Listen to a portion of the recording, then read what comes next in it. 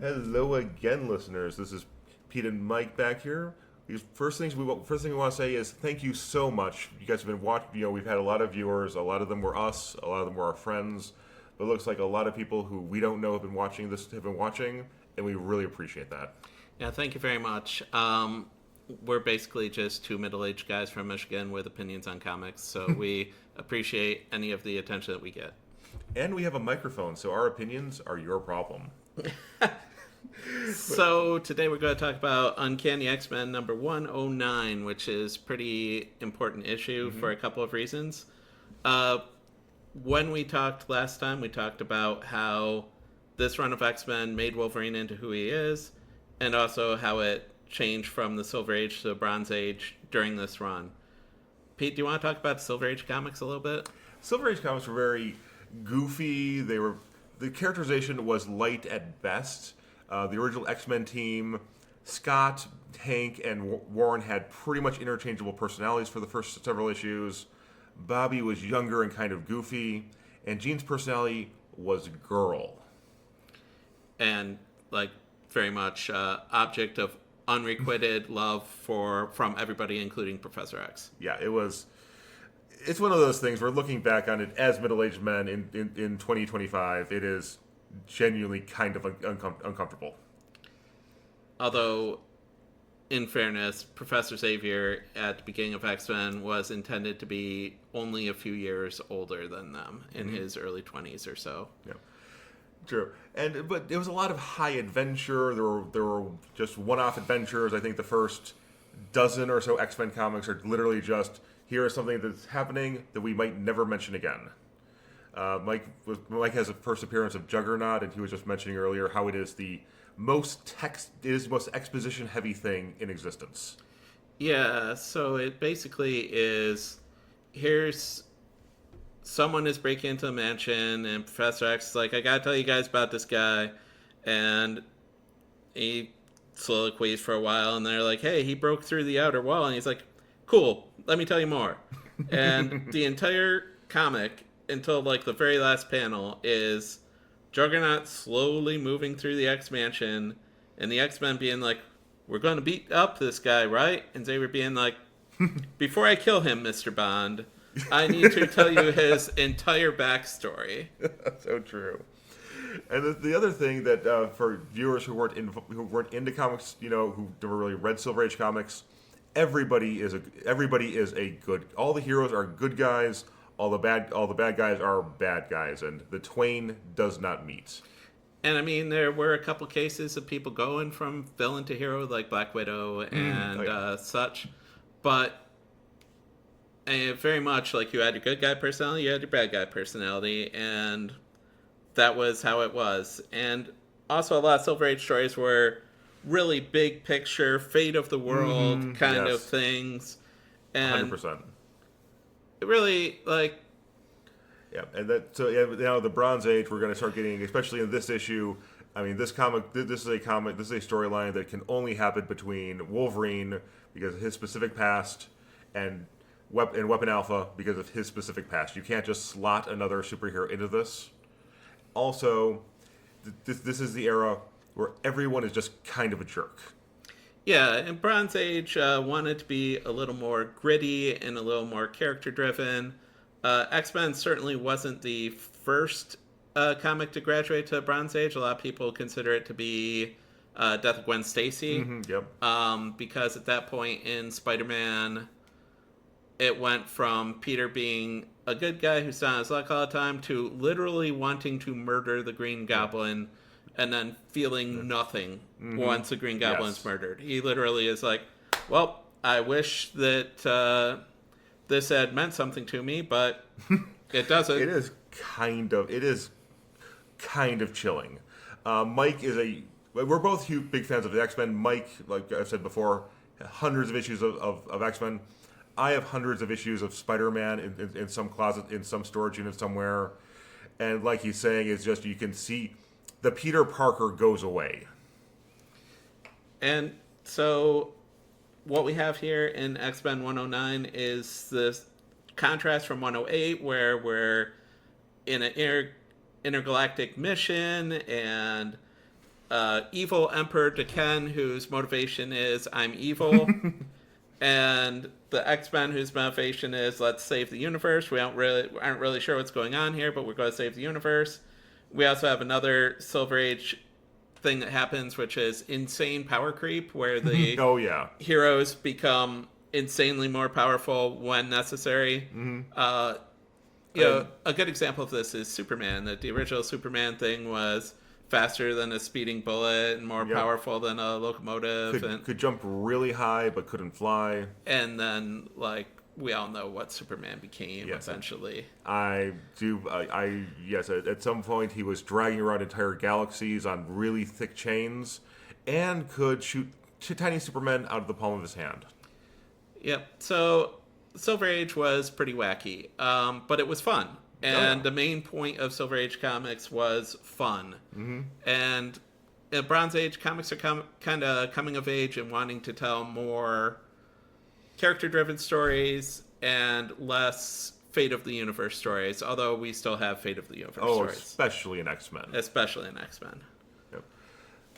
Do you want to also talk about how Wolverine existed before this? Fun fact, this cover is Wolverine's 6th cover appearance of all time, which trails any other X-Men up to that point in time. And I'm pretty sure Wolverine has had 6 covers this month in 2025. Yep. So he was on the cover of Hulk 181 and then on Giant Size X-Men #1, along with the entire team on that cover. Group shot. And then he was on 4 other issues, 2 of which were complete group shots. And here he is front and center with the mysterious Weapon Alpha, who won't introduce himself with his full name and social security number. Home address. Just giving him a good old smack. But like Mike was saying, when Wolverine was introduced, especially in those Hulk issues, he was very much the cocky young guy. That was the original plan for him. He was going to be this scrappy young soldier who was just up and coming into the Canadian ranks. It was just that good. And then he takes off his mask, and Clint Eastwood, basically. Yeah, he is clearly a grizzled old man. And also, Wolverine doesn't have an adamantium skeleton that we know about yet. That comes much later. So all the things we think about when we think about Wolverine are not true at this point. So far, the only thing we know is that in Genesis X-Men #1, it says the Canadian government has spent a lot of money training him, which at that point we just, as root readers, assume, okay, he's special forces. They've just sunk a lot of money to training him like they do any Navy SEAL or Delta Force agent. In Uncanny X-Men #101, the Claremont narrator rears his head to tell Wolverine that Wolverine doesn't understand friendship because he has never had a friend at any point in time in his entire existence. I love the Claremont narrator. Mike knows this. I cannot express to you in the time we have in this podcast how much I love the Claremont narrator. So here we have a dude who we know the Canadian government spent a lot of money and time training him. We know that he has a healing factor. We know that he's a little rough around the edges, but at heart a good guy. And we know that he's never had friends in his entire life. Which I think is still canon to this day. He before the X-Men, I think his closest relationships are literally with Sabretooth and Maverick. Silver Fox. Silver Fox, okay. So here we have X-Men 109, Wanted, Wolverine, Dead or Alive. No. So, like we were saying last time, this entire run of comics is just so freaking dense. So the first thing we have is the X-Men coming home, from the end of 108. Wolverine is wearing the Fang costume underneath his civilian clothes, like he's friggin' Clark Kent or something. The question arises, if he's in such a hurry to tear it off himself, why he did not tear it off himself before putting on green pants and a checkered shirt. Yeah. I do love the X-Men subtle use of plaid in this era. Oh, less than subtle. It's plaid, plaidorama. And then we have Moira McTaggart straight up in a plaid blazer with a pinstripe suit underneath it. So Moira McTaggart is not quite Peter Corbo, but she is angling in that direction. Peter Corbo adjacent. At this point in time, what we know about Moira McTaggart is that Charles Xavier hired her to be the X-Men's housekeeper, but we found out pretty early on that she also had a relationship with Xavier in the past, and we also know as of X-Men 104 that she has this gigantic mutant research center in Scotland that makes the X-Men say, like, why is this woman our housekeeper? Question mark. And she just has a guy who we'll later learn is her son. She just has a guy locked away in a windowless room. Which Magneto frees unintentionally in X-Men 104. Surely we'll never have that plotline come back again. Just kidding. I think that might be a recurring story, Mike. 125 is when we pick up that. So we talk about Claremont leaving things dangling in the air. That's a good example. That one panel takes 22 issues to pan out. Oh yeah, it's he is definitely playing the long game in this era. This is Jean Grey's parents here as well. Yeah, so now we have a shot of Moira in her inner fetching suit, Nightcrawler in full fuzzy elf mode, sexy bird empress Lilandra, and Jean Grey's parents just not being particularly surprised by any of this. And kind of knowing that they're window dressing in this whole thing. I think that frustrates them to a degree because Jean Grey's dad is like a well-known professor and like a very accomplished dude on his own merit. But in the X-Men, he's just some dude who stands in the background and stares at people. The last important thing you did was sire Jean Grey. And now we get a couple of really cool character moments. We have Storm going up to her garden, to her attic garden, which will become a recurring location. And there's many times when the X-Men are on extended mission and she forgot to tell somebody to water her plants, so she has to come back and do it herself. At this point, it's still kind of like a reasonable like attic garden. In the future, it will become like a full-on rainforest. And then we have her watering her plants with a tropical storm inside the house. Which, oh man, I recently purchased a condo, and I'm just wincing looking at you're gonna have to have all of that drywall replaced. To say nothing of the carpeting. And Storm also, this is not the first time it happens, but Storm is portrayed as being a naturist. She doesn't think clothing is important. She only wears it because it's required by society in New York State. And to look awesome. Most of this actually might explain Storm is definitely like the most fashion conscious of the X-Men throughout her entire existence. If Storm is wearing clothes, she looks like a badass. I mean, but she doesn't.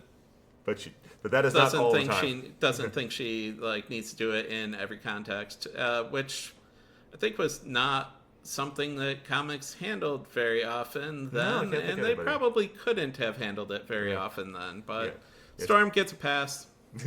Yes, she is covered by her 9-foot long hair in strategic places. And then we get like Jean Grey's parents. What is Jean Grey wearing here? I don't like it. I don't know. I wasn't. I don't think either of us were aware of fashion in the 70s. So, when Nightcrawler is the sharpest dresser, and it's because he's wearing his costume all the time, there might be a problem.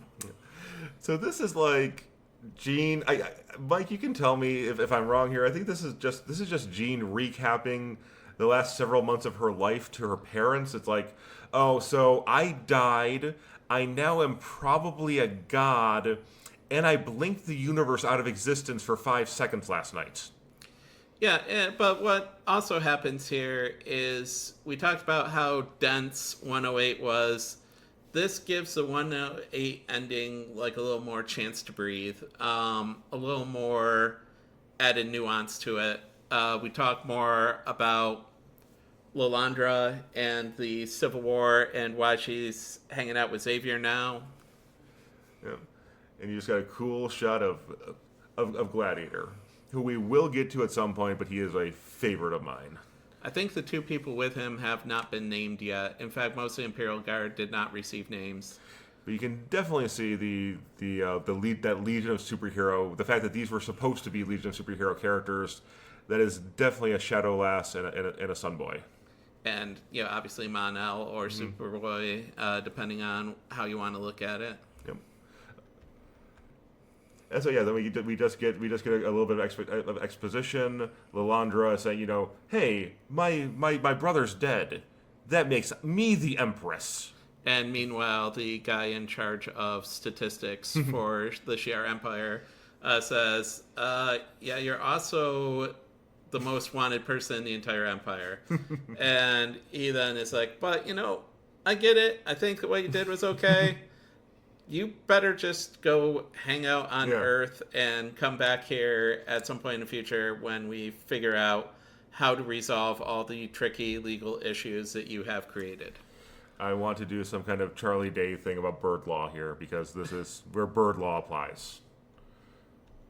The Shi'ar have feathers. It's a good joke when you have to explain it. Yeah, that's always makes it better. And so then you just get Scott Summers, Mr. I can't read facial expressions, just going, oh my God. Well, her parents are confused by all of this. He's like, hey, do you want me to come and talk to your parents with you? And she's like, you're not the boss of me. I'm going to talk to my own parents. Yeah, it is kind of... And he's like, but what about us? And her main thought process here is, what about us? Yeah, she has not committed to this being a thing at this point. Yeah. I mean, it is a thing, and she knows it's a thing, but she hasn't committed to it being a capital T thing. Jean Grey's relationship with Cyclops is really interesting in a lot of continuities. She's always aware, okay, Endgame, I'm gonna end up with Scott. But a few years ago, when Brian Bendis brought the 1960s X-Men to the 2010s, and Jean was told, oh, you're gonna turn into the Phoenix and you're gonna marry Scott. Jean was like Mike was saying, she's just like, you're not the boss of me. I'm gonna date whoever I want. And I think ended up dating some young Avenger for quite some time. But eventually ended up with Scott. Mm-hmm. And then we get an Alex Summers mention. The Alex Summers mention is Alex Summers isn't here. She went to my cool island that I am staying away from in order to be your housekeeper for some reason. Yeah. So right now on that island is Alex Summers and Jimmy Madrox. And Polaris is there as well. Yeah. Oh, I didn't know that she was there. I'm just thinking this is the dorkiest house of all time. You got Jimmy Madrox and Alex, both who are people who are like, yeah, just leave me. I would much rather read this book than be a superhero. Yep. Lorna Dane fits that category as well. Now, I know that in Alex's first appearance, he's studying to become like a... Archaeologist? Archaeologist? I believe that's correct, yeah. Do you know, Mike, you are my encyclopedic giver of knowledge. Does he ever get that degree? Yes, he actually does. He lives in the Southwest with Polaris for a little while, hoping that he never has to deal with the X-Men anymore again in his life. Mm-hmm. When the Incredible Hulk shows up and he's like, well, guess I have to deal with X-Men type stuff. So please remember, that is Dr. Summers to you. Now we get flash sideways to the Canadian military getting ready to capture Weapon X. Okay, so deep in my soul, I need to go on. I've done a little research on Canada in the Marvel Universe recently. I mean, just for this episode. And it is madness. Like, in the Marvel Universe, the Canada exists independent of politics. Since there are Canadian gods who will be introduced, who are called the Great Beasts of the North, who exist solely within the borders of Canada. And they have existed solely within the borders of Canada for at least 1 million years. So unlike America or Latveria or Wakanda, where people just drew lines on a globe. Canada exists independently of human input, and I find that there is something about that I just find fascinating. Well, the reason for that, in a lot of ways, is that the people who created these comics were Canadian. John Byrne, Barry Windsor Smith. So they wanted to explore Canadian imagery as well, because up to this point, everything was American. either American or really heavily stereotyped other places. Yep. So that, like, I mean, we talked last time about Cassidy Keep in Ireland that has leprechauns. So anytime that we were outside of America up to this point in time, it tended to be incredibly stereotypical. Yes. And John Byrne and Barry Windsor Smith later and other people said, we're not going to let that same fate befall Canada. Canada is going to be super important for a number of reasons. And super awful. Super awful. That's the other thing, is just in America, when we were in 2025, when we read stories about like the CIA or, in England when they do MI6, there's like this is some stuff we did. It's shady. Looking back on it, we as citizens regret this. And Canadian Special Forces have this kind of feel as, yeah, we're awful. You didn't see that coming, did ya? Sorry, boot that. Nightcrawler tries to convince Colossus to go on a double date with him. Nightcrawler, of course, is going on a date with his stepsister. Let's just leave it right there. Now we will get to who Nightcrawler will be going on a date in, but he distinctly references Betsy. Is there any reason to think this would be Betsy Braddock? No, I don't think so. Okay. Although, because Claremont was writing Captain Marvel or Captain Britain. Yeah, possibly, because both of them traveled internationally quite a bit. Yeah, it's possible. I'm going to put that in a not sure. Because I believe at this point... but notice Colossus refers to her as Elizabeth when asked, which is how Betsy Braddock spells it, too. Okay, so it's it's a rather distinct spelling. So it could be. I believe that this is our second I believe that at this point Betsy is the second official supermodel in the Marvel Universe, along with Mary Jane. And I'm reasonably sure Gwen Stacy.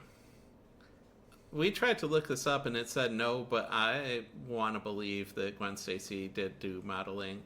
Amanda Sefton is an airline stewardess and also a sorceress. And other, but we'll get to that in a few issues. And I do like Peter on his desk has a picture of his parents and his sister. Ilyana Rasputina will become a recurring thing. Hero? Villain? She will definitely be Ilyana. Peter's trying to write a letter home, and he is confronted with the same reality that Jean Grey's feeling downstairs, which is, hey, Mom and Dad, sorry I haven't written in a while. It's because I was saving the universe, and we were fighting Magneto, and then, I didn't have time to write in between all of this. And he's like, no one's going to believe this. Also, communist propaganda is wrong. There is a God. She lives 3 doors down from me. It's just, and I mean, I think we can all feel this when you read any issue of a comic and you think, how is this guy going to explain this to people who are not costumed heroes? Colossus is like, yeah. And he just has an overflowing waste basket of presumably of letters he has written about this topic. He just can't get right, which I do not blame him. It is a bit tense. So then Kurt, in order to to be the lovable fuzzy elf that he is, teleports downstairs and finds Cyclops in, I can't describe that as anything other than James Bond supervillain mode. Yeah, he's just brooding in the corner, staring out at Jean Grey, hoping that he could be accepted by Jean Grey as someone who should be involved in this conversation. But I also want to point out, Nightcrawler teleporting all around the mansion. In the very first panel, Moira McTaggart told him no bamfing in the house, and he has proceeded to bamf all over the house ever since then. What are you gonna do? Lock me in a windowless room? Oh, I will not follow your rules. And I've said that aloud. And then so Scott is watching. So Scott's inside. He's watching Jean have this conversation with her parents, mildly creepy at best. And then as she's talking to her parents, she just becomes life and fire incarnate. And they're like, I don't. I think we raised you better than this, Jean. Yeah. Jean, have you tried not being a god? And the thing is, like, her parents are clearly upset, but like mildly upset. This is I'm dating someone you don't approve of upset. This isn't I destroyed the universe for 5 minutes upset. Of all of the ex-parents, Jean Grey's tend to be the most supportive consistently of them. Yep. So they're a little out of their element, and they're a little afraid. And, your daughter coming up to you and being like, so I died this one time, and then I turned into a goddess, and then I, saved the universe. It's a lot to absorb. Oh, what's that? My sister got her doctorate. Yeah, good for her, I guess. Yeah. And then we have I'm sure this has come up before, but we get a great sequence of just, of Nightcrawler. Scott's brooding. Nightcrawler's like, "Don't call me Nightcrawler. My name is Kurt Wagner. And do you think you get to complain about your life being messed up? I am a fuzzy blue elf." And when we first saw Nightcrawler back in Giant Size X-Men #1, he was actually had a mob wanting to lynch him for his appearance alone. And so he's like, Scott, get some perspective here, man. You're a guy who has to wear glasses. I am covered in fur and have 3 fingers. And Nightcrawler at this point is starting to become the spiritual leader of the X-Men, so to speak. Spoiler, for several years after this, Nightcrawler eventually becomes a priest.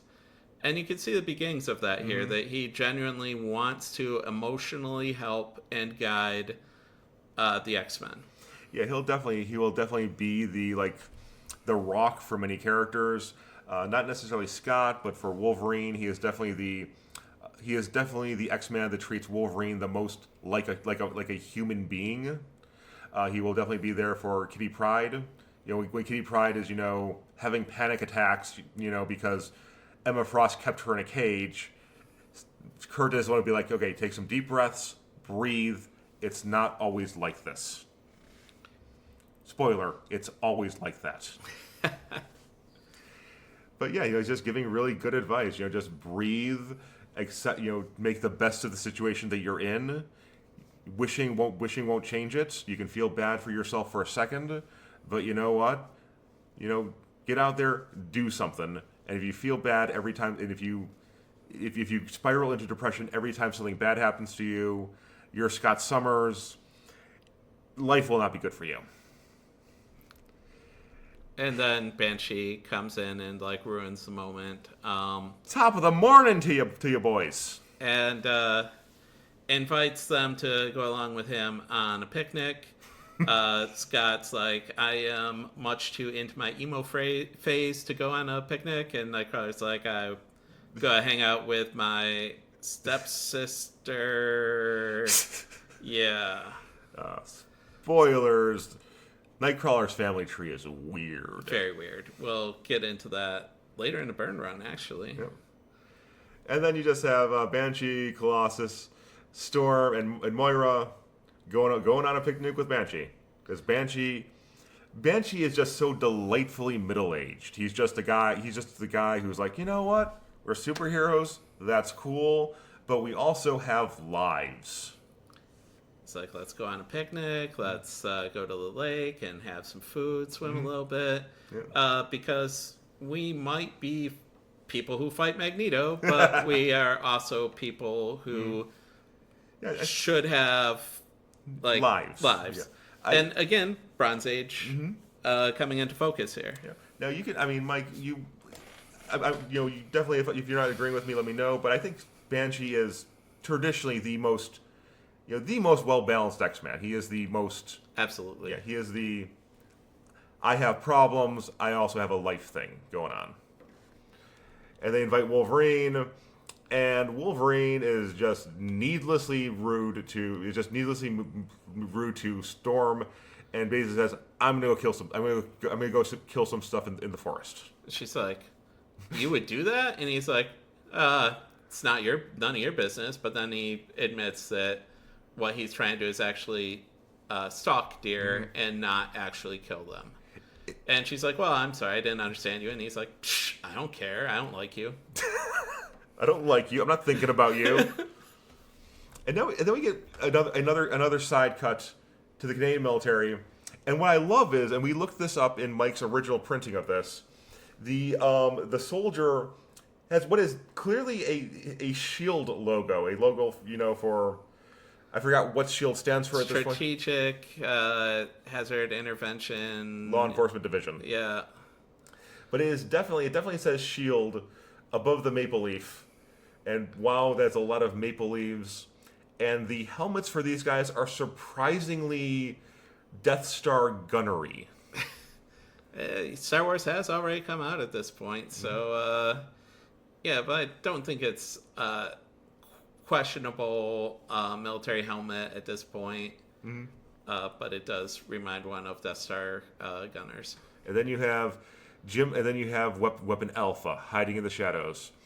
And if Banshee is the most well balanced character in X-Men, Jim Hudson is also reasonably polite, and he's a reasonably reasonable human being for the most part, and him hiding in the shadows is a bit out of character. I mean, he was kind of the heart and soul of Alpha Flight until John Byrne killed him. Because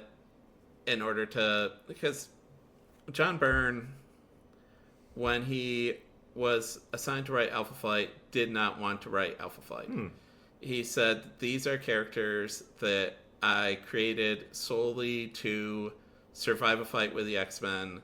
I didn't mean to give them any depth of character. I don't really want to write a story about them, but fan demand says I have to." In that same interview, he said that Weapon Alpha was originally intended to be part of a Captain America arc, that John Byrne was requested to design a Canadian Captain America because Captain America was going around meeting the Captain America equivalents of other countries. That arc never actually saw publication, so this is where James McDonald Hudson first shows up. He's a man of many codenames. Weapon Alpha here, he'll become Guardian and Vindicator later. John Byrne also said he didn't like the Vindicator name because it is out of character. He said, "What does a Canadian have to vindicate? Really, it's not like not a verb that you think of in conjunction with Canada. We don't really have anything to avenge or vindicate, but Guardian. We definitely have things to guard, which is like the least aggressive nationalistic superhero name I could think of off the top of my head. It's right up there." And I know that anecdotally the name Major Maple Leaf was not off the table. And I don't know about military ranks, but I am kind of curious if a Major Maple Leaf outranks a Captain America. I don't know military ranks very well, but I don't. It's a weird one, right? Yeah, especially because James McDonald Hudson is clearly a part of the Canadian military here, whereas while Captain America started out as a part of the American military, I believe that they considered him discharged as of the end of World War II. I believe that is correct, yes. And then we have this whole, it's surprisingly wholesome. It's just Wolverine just following around a doe. It's just hey, I just want to see how close I can get to this doe without her noticing. And then Weapon Alpha has to ruin it. Weapon Alpha seems to break out of the. We just saw him in some kind of futuristic Helicopter? Yeah. Question mark. And he is now bursting forth from the ground. I think that he kind of did a low swoop across the ground and I up. gotcha. But there are pieces of ground coming up, so it seems like he is coming out of the ground. I'm not sure how that works, but here it is. And he declares, "Do you recognize me, Weapon X? It's me, James McDonald Hudson. We know each other. You know Do where remember? my house is, on 37 West Street in Ottawa. We were roommates for a while. Do you recognize me? It is just, given what we will find out, this is just a very cute moment." And then he declares that while Wolverine is Weapon X, he is Weapon Alpha. I love the asymmetrical outfit. It is genuinely awesome. I gotta say that if you're gonna make a Canadian version of Captain America, they really nailed the costume design. Mm-hmm.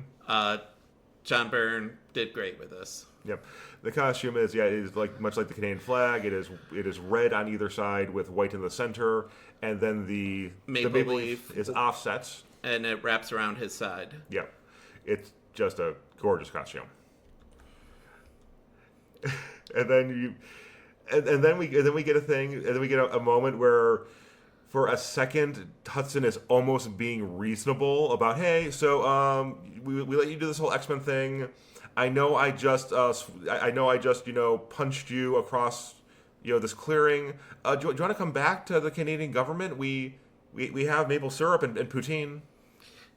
He also says that Canada doesn't really care what Wolverine has been doing in his superheroics.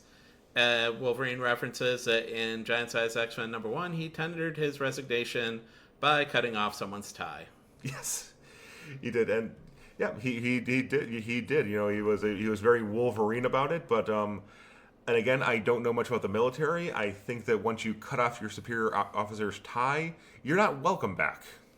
Well, but as stated in Giant Size X-Men #1, they spent a lot of time and money training Wolverine, making him what he is now. We find out that wasn't just calisthenics and drills. Yep. And then we get this fight.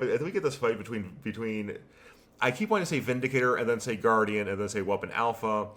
Then we get the fight between Weapon Alpha and Wolverine.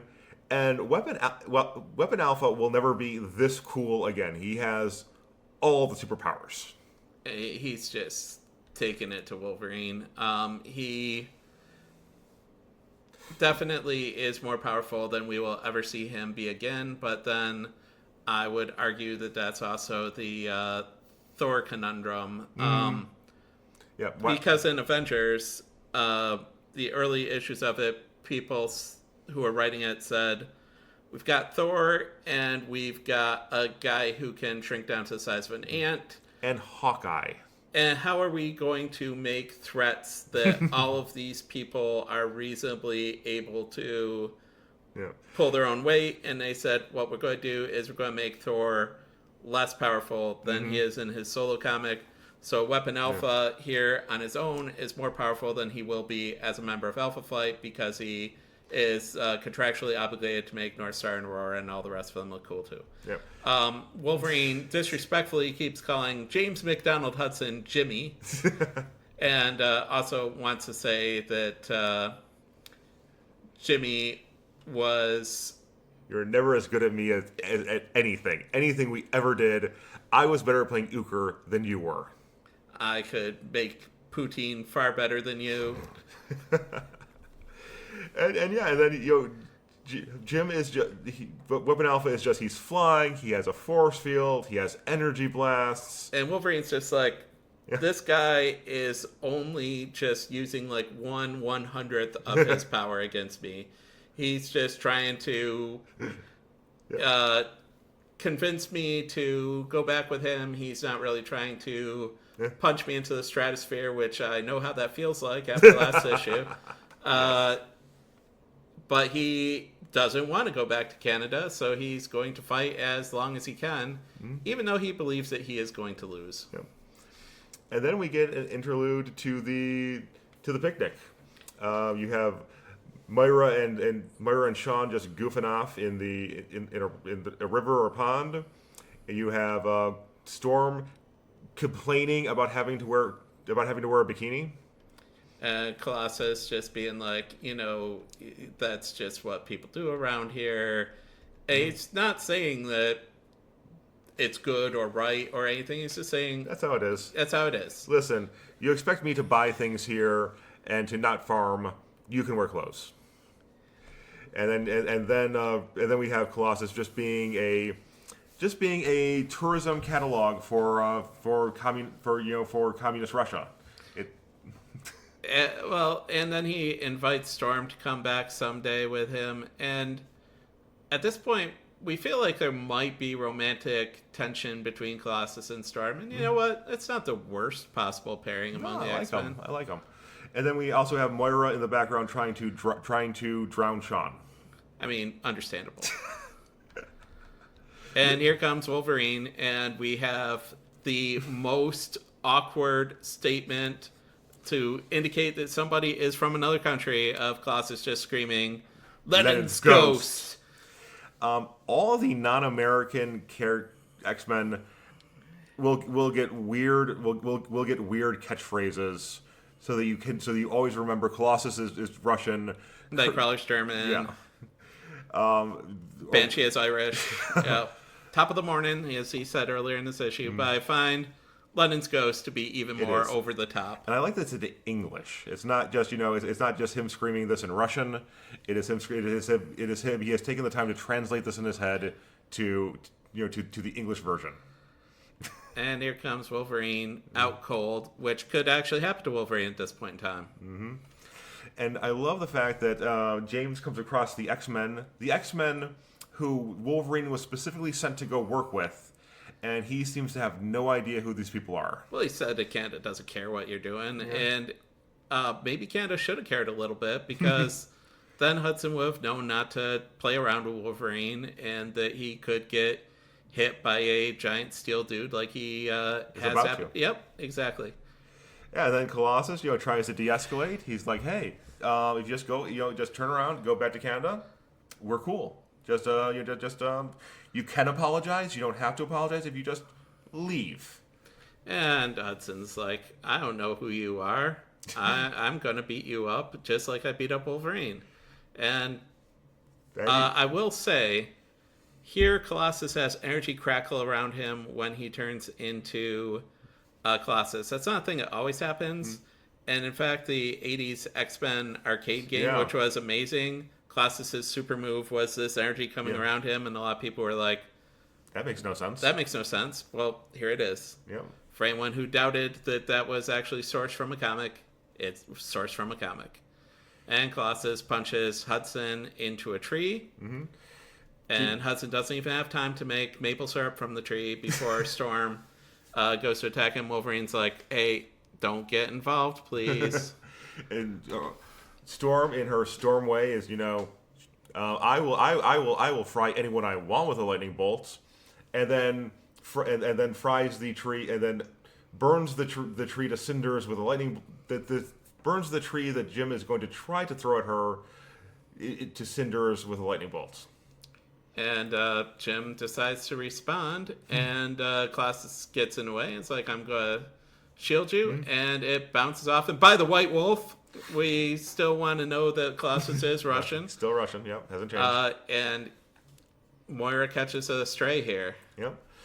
Now, so we're about to have another awesome Banshee moment, but I do want to point out, I think that Banshee is wearing his NYPD tank top, which will show up for the next 50 years. I think this is the second longest lasting look in X-Men civilian clothes, up with Wolverine's cowboy hat and flannel. Which already has existed, by the way, in the same issue that the narrator told him that he had never had a friend. Well, it's probably because of the cowboy hat. Yeah. It's kind of a burden.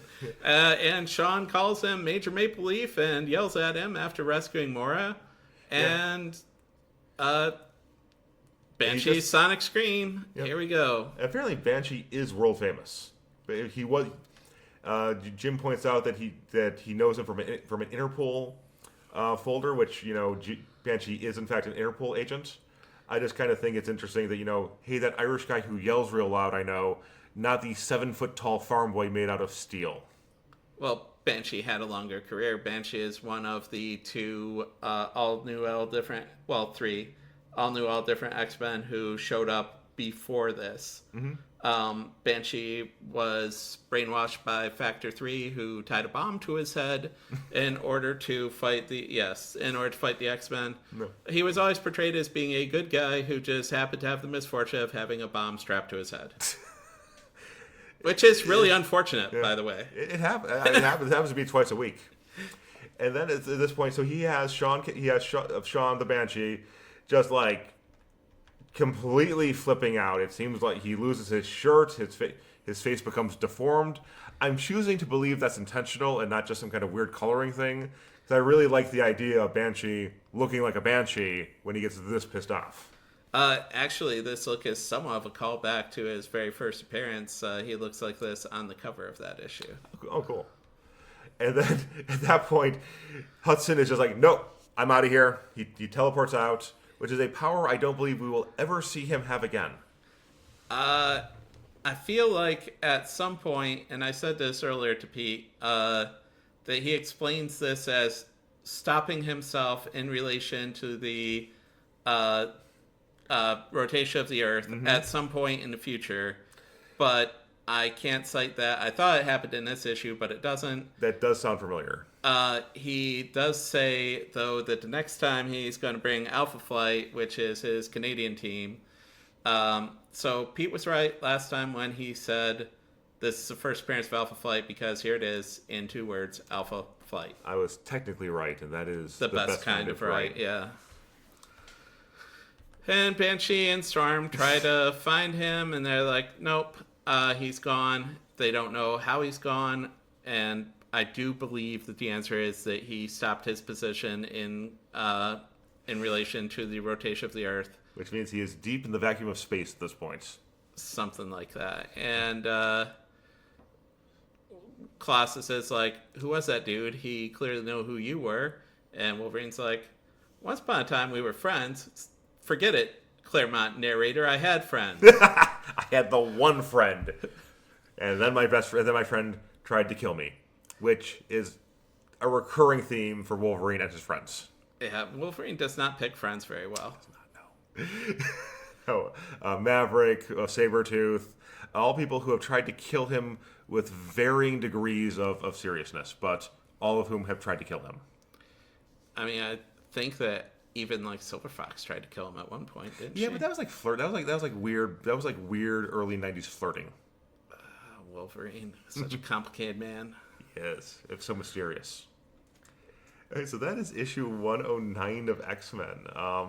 Like we were saying, this is kind of like the transition from the silliness of the Silver Age to the brooding of the Bronze Age. I think that's a good way, a pretty good overall. That is exactly it. And we're actually exploring the X-Men as individual people, which, we had been, but now it's the individual people who are the focus and less the team. Mm-hmm. And there's no more, and at the end of the Silver Age, the X-Men were all getting more distinct personalities, but at this point, you definitely can't, the dialogue bubbles for Colossus and Sean and Kurt are all clearly the dialogue bubbles of different people. They all have different internal lives. I think that this is a great thing to spotlight both of the things we talked about with Burn Run, because, all of the things we talked about, we have a new character, which is Weapon Alpha. Mm-hmm. We have the beginning of Bronze Age type stories. Mm-hmm. We have Wolverine starting to become Wolverine. Mm-hmm. Yes. This is just, I think, a really significant issue of this run. And it's the first time that John Byrne really got to plot the issue. Yep. Yeah, and we have the promise of Alpha Flights. We don't know who they, we don't know how many of them there are yet or what they do, but we do get a setup. Hey, I'll be back at some point. Unlike Proteus, it only takes 10-ish issues for that to be followed up on. Yep. 120 when his first Alpha Flight in full. Cool. So we will definitely be getting to that. And yeah, I just want to take. We both want to take the time again. We appreciate everybody watching this, subscribing to this, and just leaving comments. It really does mean a lot. We are just two dudes with a microphone, and we really appreciate all the feedback and the attention that you've been giving us. Yeah, I mean, the truth of the matter is that we would do this even if nobody listened to it, and we were actually shocked to find that people actually did listen to it. So thank you, everybody who has done so. The secret origin to this podcast is basically Mike's wife said, "Why don't you guys talk about this into a microphone?" So I don't have to Preferably listen to in it. a place at least 20 miles away from me. And you know what? Here we are. Yep. So yeah, we want to thank everyone for listening. We will be back. We will be back next week with a little bit more Silver Age madness. It's not quite gone yet. And also, like, the next issue is significant in a lot of other ways, but we'll talk about that next week. Thank you. Hope you survived the experience again.